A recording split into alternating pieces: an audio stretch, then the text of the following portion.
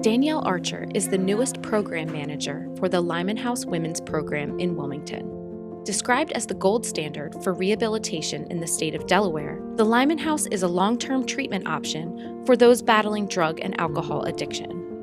Recovery is possible. I mean, if I can do it, I feel like anybody can do it because I feel like I was at the lowest of my low. The Danielle you see today is a very different Danielle of nearly 3 years ago.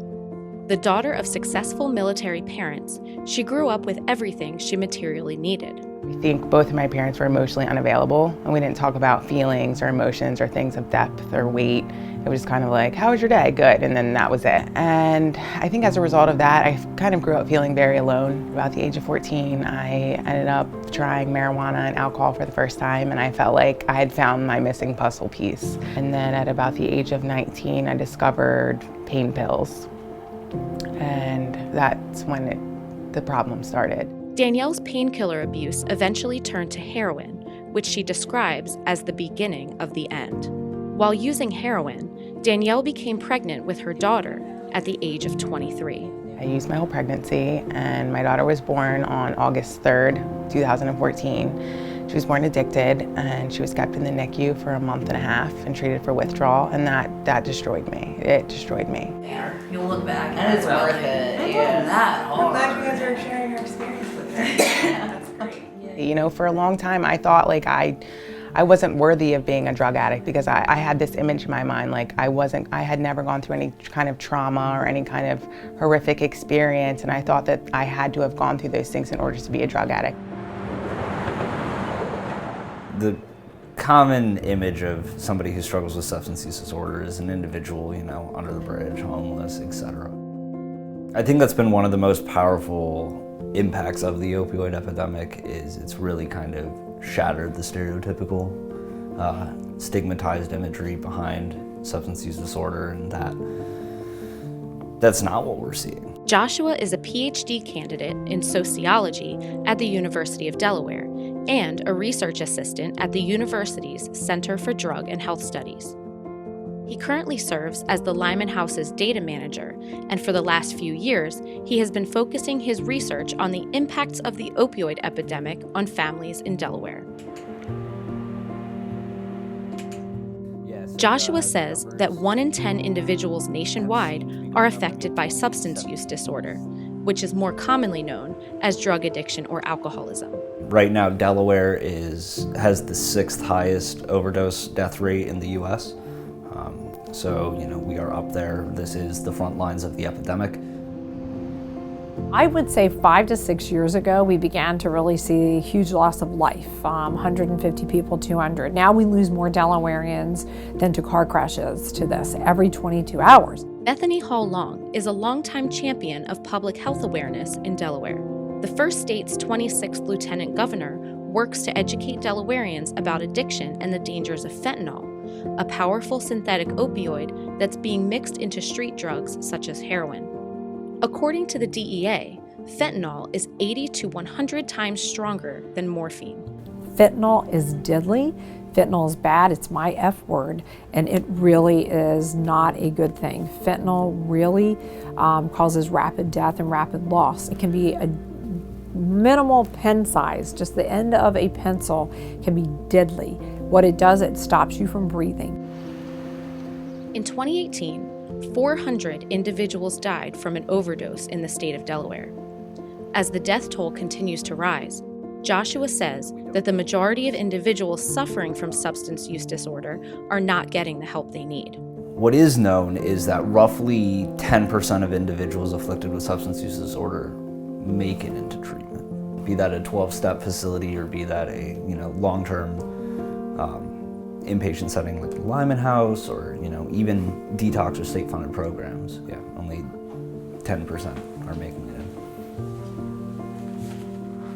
Michael Jacobs, a current resident at the Lyman House men's facility in Wilmington, is one of the fortunate 10% that has made his way into treatment. First time I used was heroin was when I was 20, and it spiraled downhill pretty quickly to overdoses, homelessness, getting arrested. And the crazy thing is, you think all that stuff would stop me, but none of it did. Like many people who suffer from addiction, Michael says he spent years trying different ways to achieve long-term sobriety through detox and through the most common rehabilitation programs available, which usually last no more than 30 days. So often, and that's continuously pushed, is like this 28 to 30 day program model, right? The problem is that the brain chemistry of somebody with substance use disorder themselves takes 90 days to settle. In those 28-day programs, it's a death wish. You know, we're just removing people, you know, from being in active addiction because of the continual focus on harm reduction, and then sending them right back into the same people, places, and things with the exact same mindset they had before, wondering why the problem's not getting better. Lyman House has a unique model that they're using in their treatment modality that really does seem to work. And so first and foremost is, it's not a 30-day program. The disease impacts their ability to function at a normal level. And they really need the guidance and support to help them navigate that early stage of recovery. They're used to just doing things how they want to do them, and a lot of times they're not good intentions, and they don't get good results. The Lyman House facility is located on West 10th Street in Wilmington and currently houses 15 male residents. They also have a women's house on Baynard Boulevard that houses 11. Since it was founded in 1969, Lyman House has implemented a holistic approach to recovery, which continues to include housing, individual and group counseling, meditation, food, life skills training, and 12-step fellowship. It's kind of like Pavlov's hierarchy of needs, right? Where if like you stabilize the base, then all these other things can come into play. And so at the base, we see like a stabilization of addiction, mental health, and physical health. It's very structured here. Like, I didn't know how to cook when I got here, and we all cook at least once a week. So now I know how to cook maybe 5 different meals, but I didn't know how to do that before I got here. Lyman House has pushed me to do stuff that normally I wouldn't do, or definitely don't want to do. I just didn't fully understand what I suffered from until I came to Lyman House. You're required to do it at least once a month. While residents of Lyman House are expected to follow very strict guidelines, treatment plans can be very different person to person. It's individualized, and so, you know, some people can be here for like 6 months, some people can be here up to a year, you know, and it's really focused on the individual and what their needs are, and it's not just like looking for that quick fix solution. It's really trying to like dive in, understand the disease of addiction, how it's manifesting within that individual, and work on that. Lyman House doesn't charge a fee for residents to come here, so there's not a financial obligation, which really is a big deal, and it's kind of another thing that separates us from other facilities, because that's a burden on the residents and families. As an organization that receives over half of its financial support through fundraisers and private donations, Lyman House is able to support the individual throughout the entirety of their treatment without restrictions based on insurance. I think we are the only long-term inpatient treatment facility in Delaware. Everything else is like 28 days, and if you're lucky, you'll get that whole 28 days. Usually insurance will cut you off after about 14 days, and that's what I experienced going in and out of rehab. They're like, oh, your insurance is cutting you off, so you have to leave. And I would only get to stay there for about 14 days.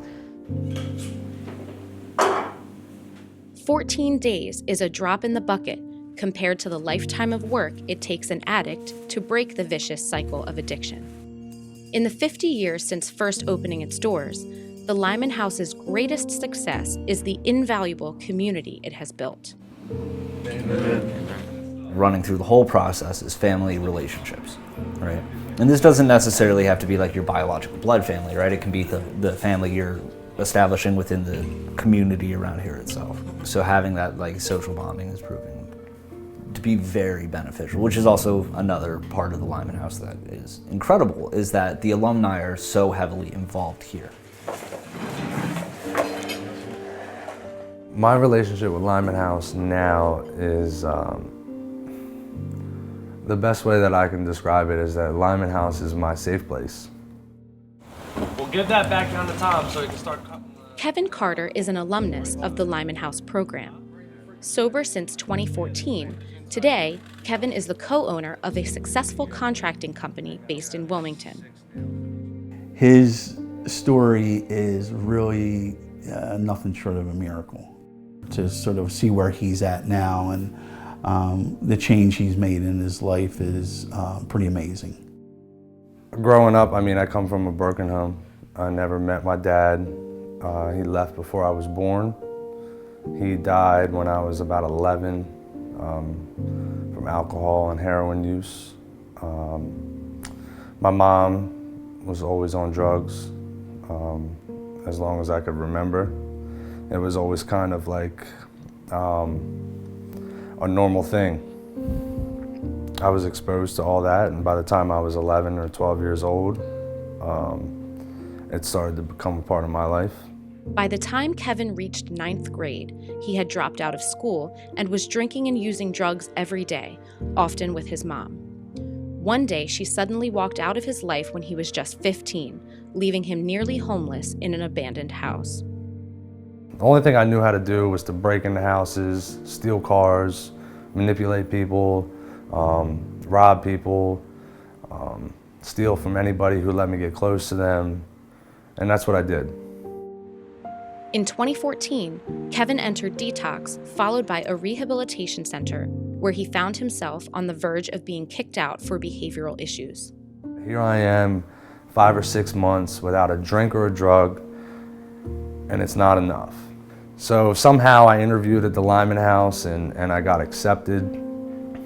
I got there and I just sat, really. I spent 8 months in this process just not wanting to be homeless. I needed to learn how to just sit still and be okay with myself. I was 25 years old. I never got my license. I never got a GED. I never had a healthy relationship with anybody. I had a son who I was never in his life and never a part of. I had no family, I had no friends. And Lyman House gave me all that. Today, Kevin says that of all the obstacles he's overcome, he feels that his greatest accomplishment is becoming a true father to his son. You know, my son's just like me. He's a good kid, so sometimes I wonder, you know, but he's just like me. And the moments when he just randomly looks up at me and says, "I love you, Dad."